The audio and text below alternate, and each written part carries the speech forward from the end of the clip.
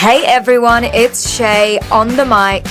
We're going beyond politics. Hope you're psyched. Not just policies, not just plans. We're talking dreams, hobbies, and life's other strands. We'll meet the leaders behind the scenes, uncover the stories in between, the laughs, the quirks, the passions they hide, their personal moments, unfiltered and wide. Ready or not, let's get underway. This is Beyond Politics with Chay. Hi, it's Chay. Welcome back. You're with me on another episode of Beyond Politics with Chay, powered by the Oz Arab Media team. Today, I'm joined by Charishma Kaliyanda, state member for Liverpool and a passionate advocate for community-driven change and a rising voice in Australian politics. From the grassroots hustle to legislative muscle, Charishma brings both heart and heritage to the New South Wales State Parliament. Charishma is an occupational therapist by trade and is flipping the script on policy making, a wild concept.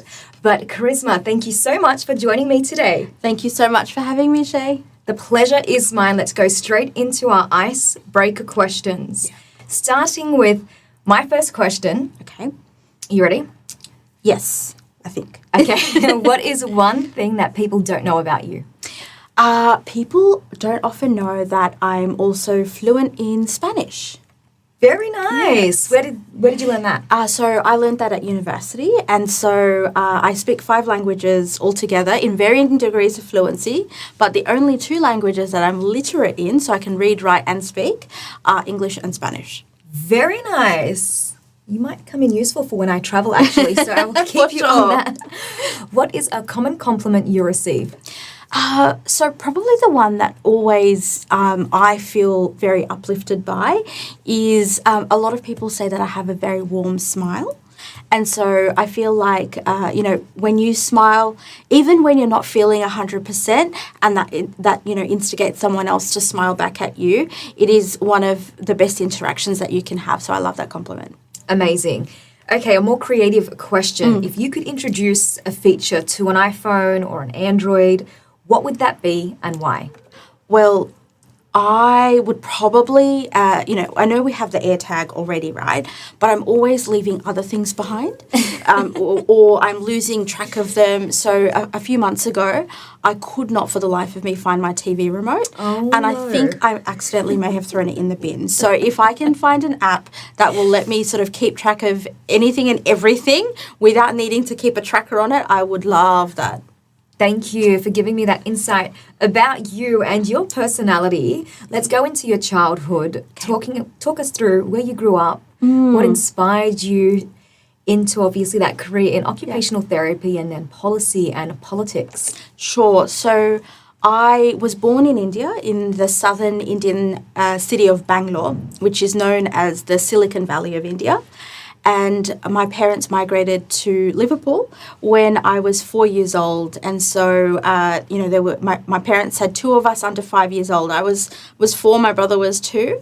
And seeing sort of the challenges that they experienced in building a new life for themselves, in establishing community so far away from their family and extended relatives was quite inspiring and something that really motivated me to really just look beyond personal success and look at how I could be part of that broader community and be part of building something more extensive.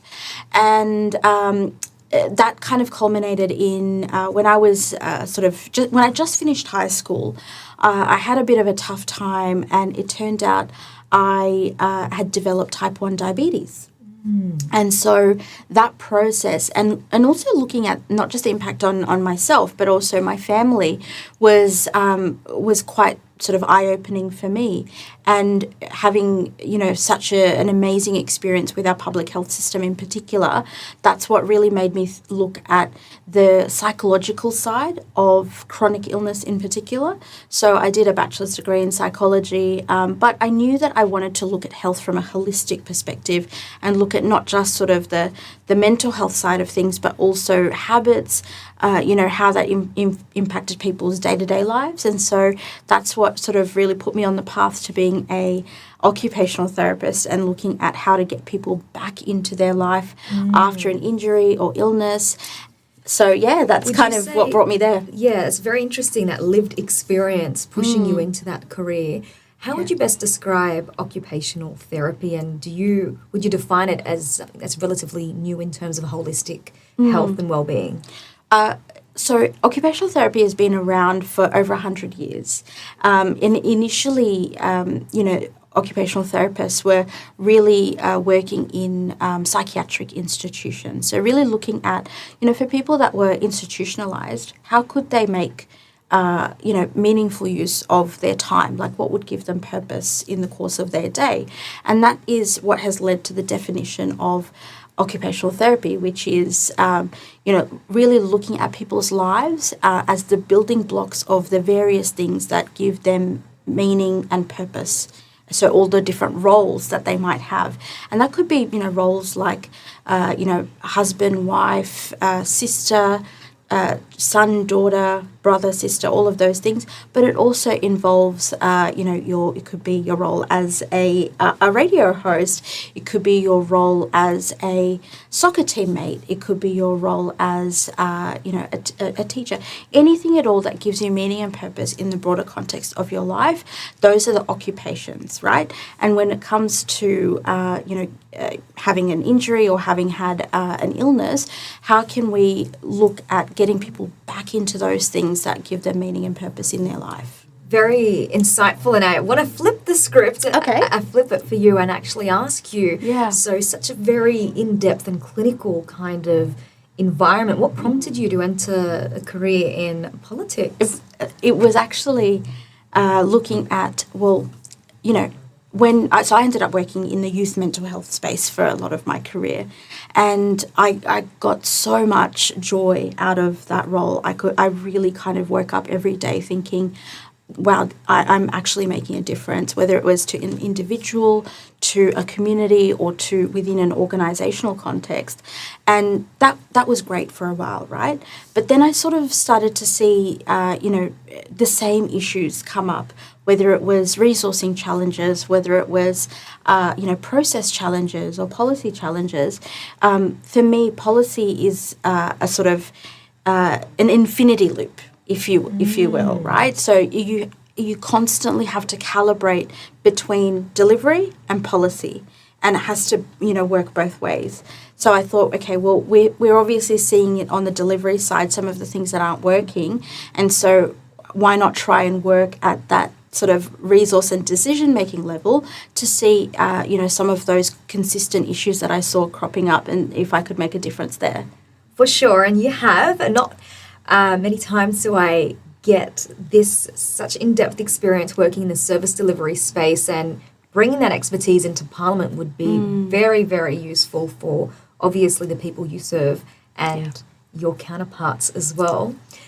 We've heard a lot about your work, your career. Mm-hmm. Talk me through a passion or a talent that you harbour that would surprise people if they knew. Oh, so ever since I was a teenager, I have been an Indian classical dancer. Oh. So I, unfortunately, when I was at university, I had to sort of give up, doing it consistently, just because, when you're travelling 3 hours a day, it's a bit tough to continue on with performances and practices and things like that.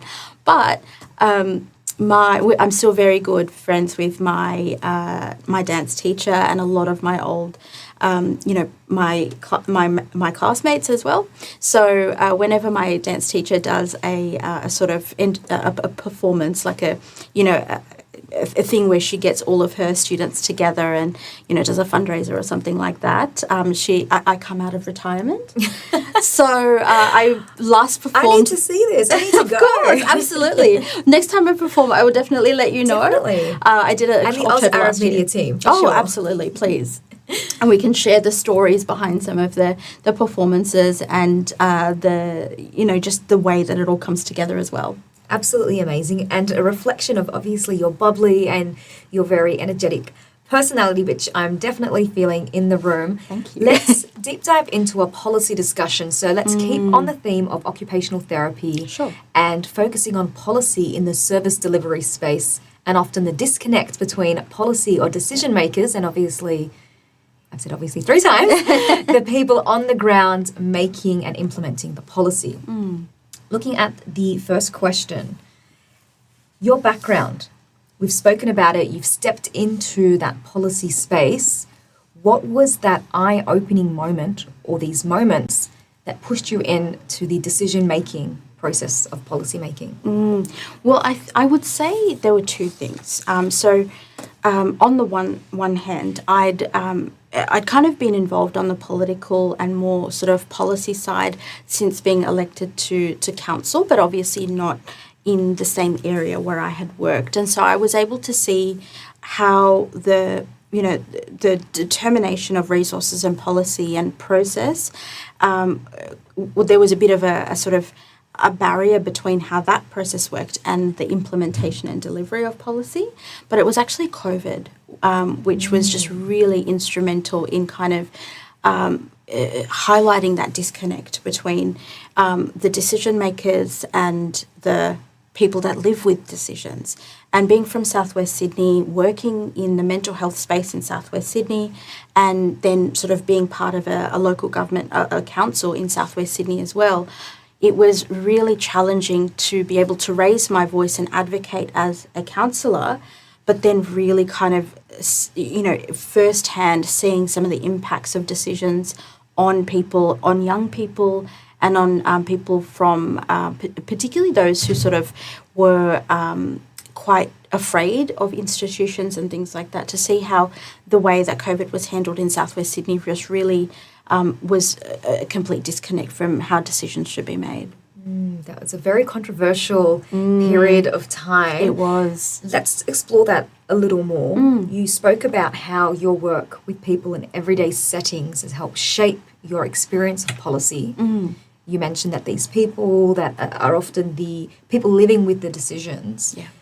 Share with us more about your view of policy as a tool that impacts lives. Yeah. So I think, policy is not this kind of, this sort of amorphous thing that we might think of it. Policy is simply what are the ways that we make decisions or allocate resources into the areas that need it, right?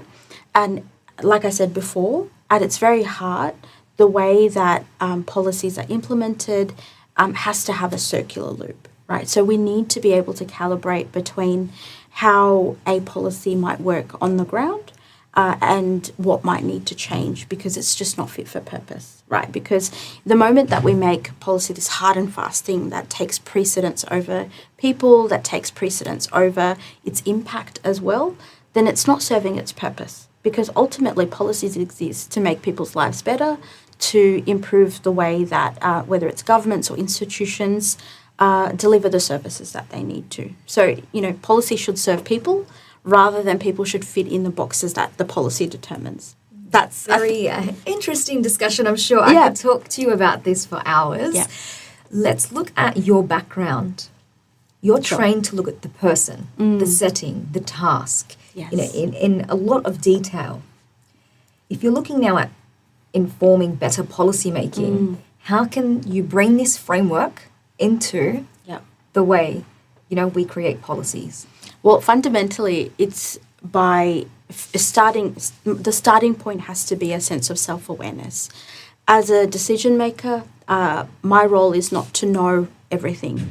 And it's impossible for me to know everything about, a topic or an issue or whatnot. That is why we have very talented people who deliver services, who, implement policy, who are involved in our departments. My role as a decision maker has to be about asking the right questions, has to be about making sure that I listen to a diversity of voices and experiences to really understand where there may be a bit of a barrier or where the policy may not necessarily apply for people of some factors, right? So when you start out with that knowledge that you don't know everything, you can't know everything. So what are the questions that you need to ask? Who are the voices that need to be in the room when you're making decisions? And who are the voices that are not in the room? And how can you seek those out as well? That gives you a bit more of a contextual understanding of, what are the ways that this policy is doing something good, but what are its limitations as well? Thank you. You've explored the technical, the human, and the emotional sides of policymaking, which was actually my next question. Right. So I'm going to go to my last question. Okay. You ready? My question for you, bringing your experience, and it's so refreshing to see it, come into the policymaking, especially at the state level. How can we make space for practitioners, not just politicians or bureaucrats, to shape the future of inclusive policy? Again, it's very much by hearing the voices of practitioners and using the experiences of the practitioners who implement policy and the limitations that they're finding to recalibrate how the policy is working. Right, so I know I keep going back to this idea of a feedback loop, right? But I think ultimately, when you say computer says no, right, to use that meme, when you says computer says no because things aren't working in the way that the policy says that it should, then our challenge is to not just assume that it's the people and the delivery that's wrong, but it's to also have that flexibility and that awareness of, okay, maybe it's not working here because we're not accounting for some factors or whatnot, and so maybe we need to recalibrate. Definitely food for thought. Thank you for sharing that. Let's zoom out and head right into our rapid fire section. Are you ready? Okay, I think so. Let's go. 5 questions very quickly. Okay. Get you off your feet. What is your favourite movie? Oh, my gosh. My all-time favourite movie has to be Cool Runnings. Oh, really? Yes. Why? Because it is such a fantastic story. The dialogue is amazing. And the fact that it's based on a true story of resilience, of persistence and of success, I think, and in a very non-traditional sense. It's success not in terms of winning an award or a trophy or a medal in this instance, but of, overcoming stereotypes and really changing things in the future, I think is, something I constantly go back to. Plus, the lines are hilarious. Me and my brother quote it to each other all the time. Oh, you've given me a really good insight into kind of family dinners. Yeah. Reconnecting with family. Moving to your favourite song. Okay. Is it something from the movie? No, it isn't actually. So I have, as we were discussing before, I have a very broad music taste. Okay. So my Spotify playlist contains everything from K-pop through to Bollywood music through to, heavy metal and of course pop music. So currently I'm jamming out to Aziza by Ed Sheeran. Oh, nice. It's such a beautiful song. But one of my, again, all-time favourite songs is it's a Spanish song by a Cuban artist named Silvio Rodriguez, and the song is called Ojalá, which means I wish. Oh. Or if only. Amazing. If only, that I actually think, is a sounded better a little transition. bit Arabic.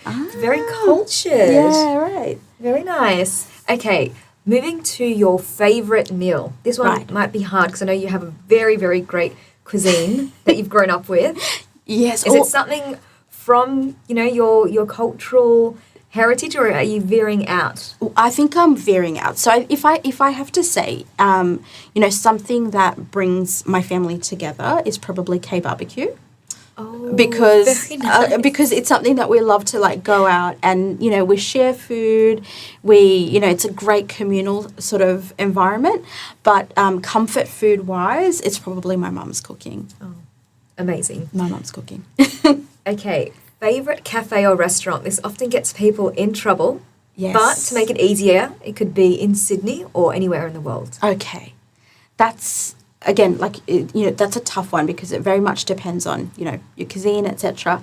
But a lovely gem in Liverpool that I want to kind of highlight is a place called Street Tucker.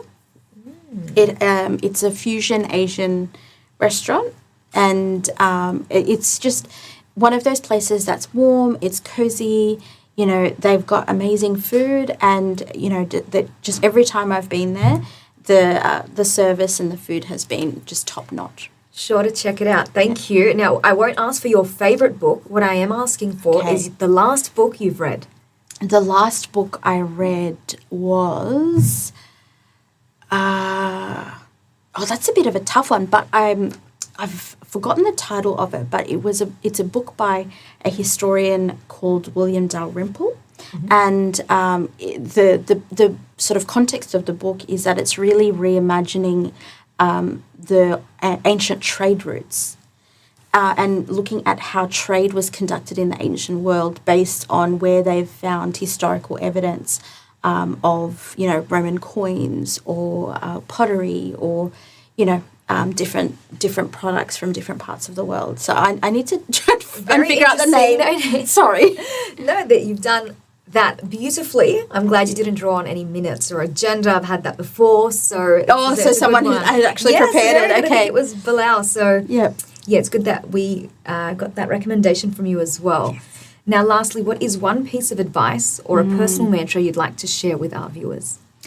Something that I like to ask myself, and sometimes it has gotten me in trouble, but more often than not, it has led me to pursue opportunities that I never thought of, is why not? Is asking yourself the question, why not? Because so often when, we're presented with an opportunity or we're asked to do something or, something comes our way, we ask ourselves, why?